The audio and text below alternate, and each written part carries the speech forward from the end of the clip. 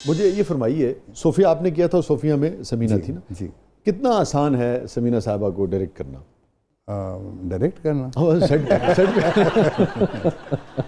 नहीं, वो सेंसिटिव हैं, बहुत सेंसिटिव इन द सेंस वो अपना कैरेक्टर जो कर रही होती हैं उस ज़माने में, हाँ, जो कर रही हैं शूटिंग, हाँ, उसको वो घर ले आती हैं। मैं उस कैरेक्टर को वहाँ पे छोड़ के आता हूँ। ठीक है। एक तो ये डिफरेंस।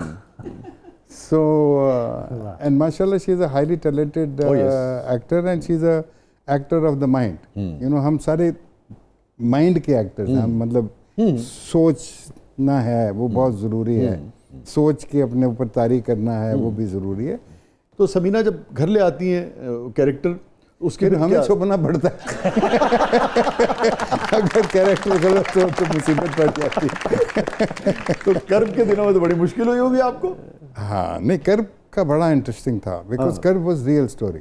हाँ, this actually happened with Samina की एक बहुत करीबी दोस्त थी, उनके साथ ये सारा वकूआ हुआ था कि उन्होंने एक रिफ्यूज दी एक बच्ची को, और किस तरह उस बच्ची ने उसका पूरा घर टेक ओवर कर दिया, और फिर उसने खुद हालात को देखते हुए और अपने ख़ानदान को एक रखते हुए उसने खुद अपने मियाँ की शादी उस लड़की से की। ये really it happened. Dennis Isaac को पेशावर से बुलाया गया। क्या कह रहे हैं? डेनिस साहब के साथ हमने उससे पहले काम किया था। अगेन स्क्रिप्ट की बात आती है कि मुझे एक फ़ोन आया पेशावर से, तारिक सईद साहब का। मेरी मुलाकात उनसे नहीं थी पहले, मैं नाम सुना हुआ था। तारिक सईद साहब ने वो किया था ना करोबी, उसी की मैं बात करने लगा। तो मुझे कहा कि जी ये हम कर रहे हैं, तो अब टीवी आपको अफोर्ड नहीं कर सकता फ्रैंकली स्पीकिंग। इधर से आप पेशावर जाएं 15 दिन, फिर 15 दिन, फिर 15 दिन, तो क्या यार, किस तरह मैनेज, किस तरह करेंगे इसको? तो मैंने रिफ्यूज़ कर दिया। कुछ देर बाद मुझे शाम तक डेनिस आइजक का फ़ोन आ गया। डेनिस से मेरी थोड़ी सी मुलाकात पहले थी। उसने कहा, उस्मान साहब एक काम कर लीजिए, ना करें सीरियल, ये मेरा बड़ा प्यारा सीरियल है जो मैंने लिखा है, और जब मैं लिख रहा था आप दोनों मेरे जहन में थे, आप कम से कम इसको पढ़ लें, पढ़ के मुझे हिदायत करें कि कैसा मैंने लिखा है। रात को मैंने बैठ के सुबह 4 बजे तक उस स्क्रिप्ट को ख़त्म किया। उसके बाद हम गिर चुके। क्या कहानी थी? क्या तारिक साहब ने और आप सब ने? उसके बाद मैंने समीना को पढ़ा, हम फिर वी डिड दैट। अब आप सोचिए कि जब वो ख़त्म हुआ तो मेरी जेब से उस ज़माने में कोई 2.5-3 लाख रुपए लग चुके थे। I paid from my own pocket, क्योंकि वहाँ जाना, बिकॉज पीटीवी के पास बजट नहीं ना होते थे, उनके पास ठहराने तक का तो बजट नहीं होता था। क्या करते वो, यू सी 7 एपिसोड के लिए आपको, समीना जी को, तारिक भाई को, तारिक सईद साहब को, डेनिस साहब तो चले गए दुनिया से, मगर बहरहाल देखिए लोगों का काम रह जाता है। उस तरीके के जो कैरेक्टर्स अब नहीं मैसर, उसी जिस तरह दरिया के अंदर असगर नदीम सैयद का पहला ऑलमोस्ट फर्स्ट, जी बिल्कुल ही पहला ही था, उनकी पहचान बना। उसमें भी 25 मिनट वाला, उसमें हमारी तलाक भी करा दी गई। जी। हाँ, वो तो बड़ा उस जमाने का मशहूर तरीन वाक़या था। मैं तुझे तलाक देता हूँ, तुझे तलाक देता हूँ, मैं तलाक देता हूँ। उस जमाने में we used to get some very interesting scripts also. That is not true कि भाई, लेकिन अब क्योंकि काम इतना वसी हो गया, तो उस वसी काम में जो अच्छा स्क्रिप्ट है वो कम हो गए हैं, बहुत कम हो गए। अच्छा फरमाइए, जब ये वाक़या हुआ था दरिया वाला, और वो हर तरफ, हर अखबार में, हर उसमें, और ये आपकी अपनी ज़ाती जो निजी ज़िंदगी थी उसके ऊपर उसके क्या असरात पड़े? क्योंकि बहुत मेरे ख्याल में पहले तो हमने एज ए कॉमेडी लिया उसको कि ये क्या, शुरू में ये क्या बकवास है, यू नो, ठीक है, ड्रामा है, ये क्या स्टूपिडिटी है, यू नो। उसके बाद वो कंट्रोवर्सी बढ़ती चली गई, यहाँ तक बढ़ गई कि वो बेनज़ीर साहिबा की डॉटर ऑफ द ईस्ट के एक चैप्टर के अंदर इसके ऊपर मेंशन है, आधा चैप्टर इसके ऊपर है, और उसके बाद ये दुनिया भर के अखबारों में छपी। जिस तरह मेरे पास उस ज़माने में कलेक्शन थी, दोस्त भेजा करते थे, फिजी आइलैंड के अखबार में छपी। इस तरह की न्यूज़ थी कि जिस तरह किसी देश के अंदर 3 सरों वाला बैल पैदा हो गया, यू नो, एक दिस इज रिडिकुलस कि एक एक्टर जो है वो डिवोर्स दे रहा है ड्रामे में, तो दैट मीन्स कि if you have killed somebody you should be hung, you know, आपको फांसी ला दे, फांसी ला दे, कहने फलाने ने मारिया। कब आपको एहसास हुआ कि ये सीरियस हो गया? आहिस्ता फिर वो सीरियस होना शुरू हुआ मामला। हमारी वालदा ने, उस समीना की वालदा ने, भाई ये क्या बकवास हो रही है, फिर ये बात नहीं थी कि बहुत सारे मौलाना हजरात हमारे दीन के बहुत उम्दा लोग दे वर ऑन आवर साइड, और साइड क्या कि एक साइड की बात तो हो रही थी, एक इस तशरीह दीन के मुताबिक ही होगी, इसको तशरीह किस तरह किया जाएगा, कॉनोटेशन क्या होगी, तो उसके ऊपर बहुत सारे मौलाना हजरात जो वो हमारे फेवर में थे, उन्होंने कहा बिल्कुल ठीक कह रहे हैं, ये किस तरह तलाक हो सकती है, तमसील है, ये तो तमसील है, इसमें ऐसी चीज़ नहीं है। फिर वो आहिस्ता आहिस्ता इवेंचुअली एक दिन उन्होंने मुझे, मैं उनका जिक्र नहीं करना चाहता, जिन्होंने ये दिया था फतवा, तो अच्छे इंसान थे वो, मैं तो जानता नहीं था, कभी मिला नहीं था, उनके मैसेजेस आना शुरू हुए कि आप आके मिलो। अच्छा, तो मैं थोड़ा सा, जिस तरह बंदा उस ज़माने में इमोशनल होता है, मैं कहा मैं क्यों मिलूँ, यू नो। तो एक दिन पीटीवी में ही मैं इसी सीरियल के आखिरी शॉट्स, हम आखिरी शूटिंग्स चल रही थी, तो इसमें मेरा फेस डार्क थोड़ा सा हम करते थे, ब्राउन कर सहरा की वजह से, और फिर मूंछ थी। हाँ, तो मैं निकल के मेकअप रूम से फ्लोर पे जा रहा था, तो हमारे मलक एक थे प्रोड्यूसर जो इस्लामी प्रोग्राम किया करते थे, वो मेरा हाथ पकड़ के 1 मिनट आओ कमरे में, गल करनी है, दरवाज़ा खोल के अंदर ले गए। तो वो मौलाना साहब सामने बैठे थे जिन्होंने ये फतवा दिया था। तो मैं तब भी नहीं पहचाना कि ये वो वाले हैं। तो जब बात शुरू हुई तो फिर उन्होंने कहा बेटा मैंने तुम्हें बड़ी दफ़ा बुलाया है, ये है हमारा मकसद किसी को तकलीफ़ देना नहीं है फलाना, आप बस एक कागज़ पे लिख के दे दो कि आपका ये मंशा नहीं थी, आपका ये कहने का मकसद नहीं था ये इस तरह, तो हम कहेंगे रजू हो गया। अब हमें तो ये टर्म्स भी नहीं समझ में आती हैं, रजू या फलाना। रजू का तो मतलब ये है ना कि तलाक हो गई और उसके बाद दोबारा वापस हो गया। तो मैं वैसे भी, हम यंग थे, इमोशनल थे, मैंने कहा जी मैं क्यों लिखूं, मेरा मतलब है कि मैं तो सोच भी नहीं सकता, मतलब ये why should I right this kind of a thing. खैर जी, दूसरे दिन मौलाना साहब ने एक न्यूज़पेपर में छापा अपना बयान। उन्होंने कहा कि उस्मान साहब मेरे पास आए, उन्होंने अपना मुद्दा बयान किया।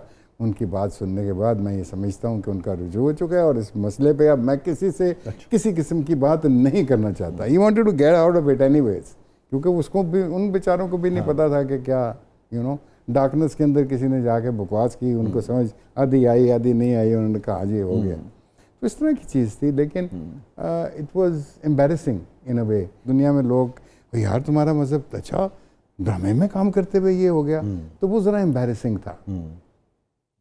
दोबारा आपने फिर ड्रामे में तलाक तो नहीं दी होगी? नहीं, कोशिश की किसी और को देने की।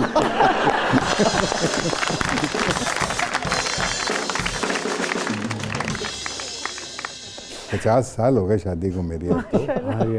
I got married in 1975। या 1975। अगर मैं एक जुमले में आपसे पूछूं ब्रेक पे जाने से पहले कि 50 साल का सफ़र कैसा रहा? फैंटास्टिक। वाह। और रिदा, आप कुछ पूछना चाह रही थी? जी बिल्कुल, मैं पूछना रही थी सर, अभी आपने ब्रेक पे जाने से पहले बात की, जो 50 साल का सफ़र था बड़ा फैंटास्टिक रहा, तो हमेशा से फैंटास्टिक ही रहा है? देखिए, वी वर वेरी यंग। हाँ। हम बहुत छोटी उम्र में हमारी शादी हुई। समीना 17-18 साल की थी, मैं 20-21 साल का था। तो हम इकट्ठे बड़े हुए हैं। That is the most important thing. So we have grown up together and like friends. और एक और चीज़ जो हमारी ज़िंदगी में हुई, 12 साल तक हमारी औलाद नहीं थी। सो 12 साल हमें एक दूसरे को जानने में, परखने में लगे। होता ये है कि शादी होती है, यंग कपल इमीडिएटली बेबी आ जाता है। बेबी जो है उसकी अपनी लॉजिस्टिक्स है, वो अपना इमोशन लेके आता है, वो अपना सारा, वो बड़ा, उसको टाइम चाहिए आपसे, तो वो आपकी ज़िंदगियाँ एकदम से बदलनी शुरू हो जाती है। इवन उस्मान भाई, ये खुद एक सब्जेक्ट है, चूँकि औरत की तवज्जो फिर उधर बहुत होती है। हमारे यहाँ चूँकि एक तासुर है कि सारा काम उसने करना होता है। मर्द को लगता है उसकी तवज्जो और उसके ऊपर जो अब्रे करम था वो ज़रा कम हो गया, उससे भी बड़े मसाइल। मैं और समीना दोनों वर्किंग पेरेंट्स थे, you know, we were working both of us. तो I think in that aspect हर इंसान की ज़िंदगी में सैड मोमेंट्स भी आते हैं, फ्रस्ट्रेशन के मोमेंट्स भी आते हैं, एंगर के मोमेंट्स भी आते हैं, लेकिन कभी भी आप उस हद को क्रॉस नहीं करते। वाह। आप उस हद के अंदर रहते हो। If you want to carry on the relationship of marriage, you know, हमने एक दूसरे को फ्रीडम भी दिया, you see, कि आपकी किसी भी तरीके से स्पिरिट जो है वो किल ना हो, ठीक, you know. Samina gave me lot of space, you know. मैं बिदक भी सकता था, you know. she could have done because I gave her all. Who am I? I would again say, who am I to say कि मैंने अपनी बीवी को बहुत बड़ा फ्रीडम दिया. नहीं, सबका हक है, ये हक है, you know. और ये रिश्ता ही एतबार का और ट्रस्ट का, ये ट्रस्ट का और स्पेस लेने और स्पेस देने का रिश्ता. फिर एक वक्त आया कि समीना ज़्यादा काम कराची में कर रही थी. Very few people understand and know, क्योंकि मैं ज़्यादा इधर कोई प्योर आर्ट के अंदर लगा हुआ था, फेस्टिवल, वर्ल्ड परफॉर्मिंग, जो कि जिसमें बहुत ज़्यादा मेरा वो लगता था. समीना मेरी मेहनत कर बैठी कि सिर्फ 1 साल 1.5 साल कराची लगा लें. सो नहीं किया क्योंकि कर नहीं सके, सेक्रीफाइस थी वो इन अ वे. तो जो समीना ने दिन रात वहाँ पे काम किया, इसलिए किया कि हमारी बच्चियाँ पढ़ रही थी कनाडा में. तो she was the sole person जिसने उन दोनों बच्चियों को यूनिवर्सिटी में पढ़ाया, और एक एक चवन्नी, एक एक आना जो उसने वहाँ से कमाया वो बाहर भेजती थी यूनिवर्सिटी में उनकी पढ़ने के लिए. अच्छा, मैंने भी थोड़ा सा कंट्रीब्यूट किया, लेकिन मैं कंट्रीब्यूशन आपको ये दाद देना चाहूँगा, और हमारे मर्दों को भी ये सुनना चाहिए. और जो एतराफ़ है, जिस मोहब्बत से आपने उनको अप्रिशिएट किया है, एतराफ़ किया है, मैं कहूँ उसकी भी बात जो है, क्योंकि हमारे यहाँ तो आपको पता है वो जो ईगो है मर्द की बड़ी फौरन नहीं, आई थिंक वो होती है जी, मेरे होंगे इन्हें कि मैं खर्चा कर ले. बाद में मैंने जो समझना शुरू किया कि आप अपने बच्चों को कोई प्लॉट दे दें या जेवर दे दें, क्या कर दें, जो उनको आपने तालीम दे दी ना, वो सबसे बड़ी बात है. उस्मान भाई, हमारा सेगमेंट है, इसका नाम है catharsis. So are you ready, sir? या So any regret in life? मुझे शायद एक रिग्रेट हो that my father died too early. I wanted him to see what his sons did. How old you were then? I was 18 or 19. Oh, सदान Fizaan 12 साल के थे. अच्छा. सलमान भाई तो यहाँ पे थे नहीं, आए थे, डेथ पे आ गए थे तो 12-13 साल बाद. ही वॉज इन बरतानिया. दूसरा रिग्रेट ये था कि मैंने उसको टाइम क्यों नहीं दिया. जब तक वो थे. हाँ, मतलब सीखा सब, मतलब बहुत कुछ सीखा उनसे. मतलब हम एक प्ले कर रहे थे फॉर इंस्टेंस, तो उसमें हंसना था. उस प्ले में सरमद सबाई का डार्क रूम, ठीक है, डार्क रूम. हाँ, उसमें एक मोमेंट आता है जिससे जो मैं कैरेक्टर प्ले कर रहा हूँ, वो एक पार्टी से ड्रंक आता है, एंड एन एंगर, और फिर वो कुत्ते की तरह भौंकता भी है और वो फिर हंसता है, यू नो. तो वो हिस्टेरिकल हंसी नहीं हंसी जा रही थी. तो मैंने डरते खोखली हंसी है. 2 दिन सोचा पहले कि अब्बा से किस तरह पूछूं. फिर वो लाइब्रेरी में बैठे हुए थे, मैं गया, मैंने जाके उनसे कहा कि जी मेरा ये प्रॉब्लम है, तो मुझे समझाएं. मैंने किस तरह ये करूं. 1.5-2 घंटे का लेक्चर है सिर्फ लाफ्टर के ऊपर. उंगली में उठाई होती थी जिस तरह म्यूजिक डायरेक्टर की स्टिक नहीं होती. Now you see it will start from here.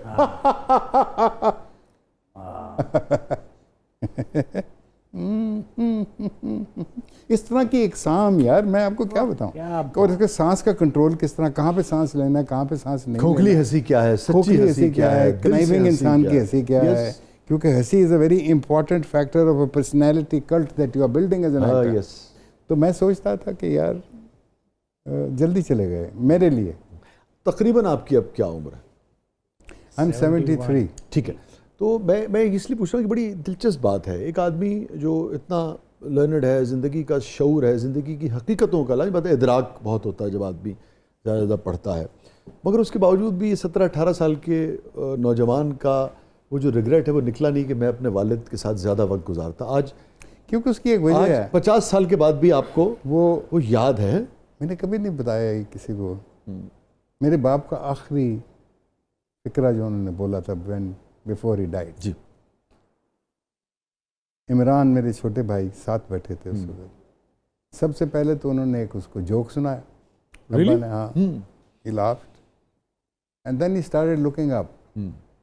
और फिर उन्होंने बाबुलंद आवाज में कहा कि हमें अभी क्यों बुला रहे हो, अभी तो हमने सीखा है. ये कि why are you calling me right now, अभी तो मैं सीखे है यार. आपका आखिरी मुकालमा क्या हुआ था रफ़ी साहब से, पिज़ार साहब से? मेरा तो वही हुआ था शराब के हवाले से. वो जो जी हाँ बात हो रही थी. ठीक. मैंने पूछा कि भाई, क्योंकि इतने हम असर उनके पिया भी करते थे, वो दौर भी ऐसा था, ओपन दौर था, बार्स वगैरह कुछ ऐसा मसला नहीं था. तो मैंने उनसे पूछा कि अब्बा आपने कभी शराब पिए? तो उन्होंने मुझे देख के मुस्कुराया, कहने लगे ये सवाल क्यों पूछ रहे हो? मैंने कहा इसलिए कि वाले जब पीता है तो घर में शराब की बोतल कहीं ना कहीं तो होगी, यू नो। हमारे बहुत सारे दोस्त अपने अब्बों की चुरा के पी जाया करते थे उस ज़माने में। तो उन्होंने कहा नहीं बेटे, हमको इसके साथ इतना शगफ नहीं रहा, ये एग्जैक्ट वर्ड उन्होंने बोला, शगफ नहीं। मैंने कहा क्यों नहीं, एक मॉडर्न फैमिली का इंसान बर्लिन के अंदर बड़ा हुआ तो शगफ ही नहीं है। तो कहने लगे बेटे शायद हम में अपनी ज़ात का इतना नशा था कि इसकी ज़रूरत नहीं पड़ी। हाय। तब समझ में नहीं आया कि ज़ात का नशा क्या होता है। ज़ात का नशा अब पता लगता है। मैं अगर आप इजाज़त दें एक शेर पेश करूँ जी। मैं इसलिए शराब की जानिब नहीं गया, मैं इसलिए शराब की जानिब नहीं गया, पोशीदा एक कैद भी थी इस फरार में। ये फरमाइए कि इतना कुछ आपने किया, थिएटर, फिर एंटरप्राइजिंग तो रहे आप, आपने बहुत सारी चीज़ें सबसे बड़ा हमारा कंट्रीब्यूशन रवि पीर थिएटर वर्कशॉप का जो है, सबसे बड़ा कंट्रीब्यूशन। यस। मगर इस सारे सफ़र में पूरी ज़िंदगी में किस मौके पे आपको ज़िंदगी के किस मोड़ पे, किस मोमेंट पे अपने वालिद सबसे ज़्यादा याद आए? इसी ये जो मैं बयान करने लगा, जो सबसे बड़ा हमारा contribution which is the world performing arts festival, वो पाकिस्तान की एक पहचान बन गया था। आप सिर्फ ये सोचिए 500 से 600 बंदा पूरी दुनिया जी से जी, हमने तो देखा है, में हमने देखा है बेशुमार। और वो यहाँ पे परफॉर्मेंसेस करता, यहाँ से जाता, पाकिस्तान की खैर सगाली लेकर खुशी से लोगों को कहता नहीं नहीं पाकिस्तान तो ये है। आप सोचिए कि सिर्फ हिंदुस्तान से तकरीबन 1.5-2 बड़े बड़े आला प्लेयर्स, बड़े बड़े उम्दा प्ले और बड़े बड़े संजीदा प्ले, बड़े बड़े नीना गुप्ता और लिलित दुबे और नादरा राज बब्बर, मैं किनका नाम लेना।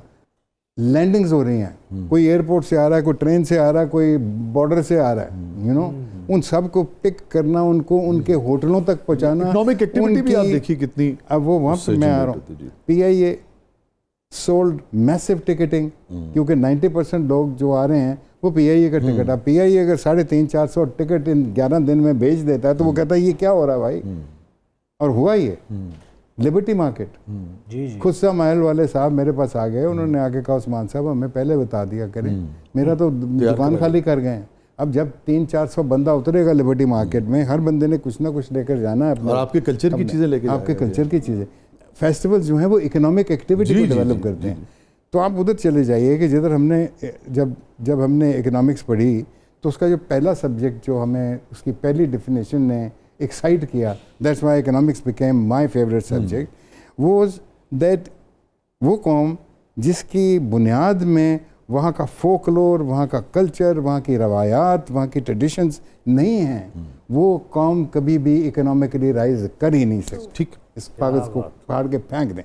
आप यूरोप में देखें कि कितना फोकलोर पे, म्यूजिक पे, कल्चर पे, उस्मान भाई 150, 200, फ्रांस में, 250 साल जर्मनी फेस्टिवल्स हैं जो में, उसी तरह इंग्लैंड से में, बरतानिया में कितना पैसा खर्च किया जाता है। ऐसे यहाँ पे एक फेस्टिवल 2 पटाखों की वजह से बर्बाद हो गया। हुकूमत को कह के मैं थक गया। शहबाज शरीफ साहब को मैंने जाके पूरा एक उनको डिस्क्राइब किया कि ये कितना इम्पॉर्टेंट है ये फेस्टिवल। 19 साल हो गए हैं यार, 19 साल से लेके चले हैं, इसको संभाल लो। 2-3 साल के बाद यही मल्टीनेशनल फिर वापस आ जाएगी। अभी डर के भाग गए हैं कि हमारे अगर बम चला तो हमारे नाम पे भी बम चलेगा। लेकिन ये अपनी प्रायोरिटीज़ होती हैं। आई डोंट नो, उनकी अपनी प्रायोरिटीज़ थी। आप अपने वालिद का भी कुछ से लिंक, कुछ जिक्र कर रहे थे। जी, मैं कह रहा था कि अगर वो होते तो वो कितना खुश होते। अगर वो तब होते तो हो सकता है इसकी कोई और डिमेंशन हम निकाल लेते।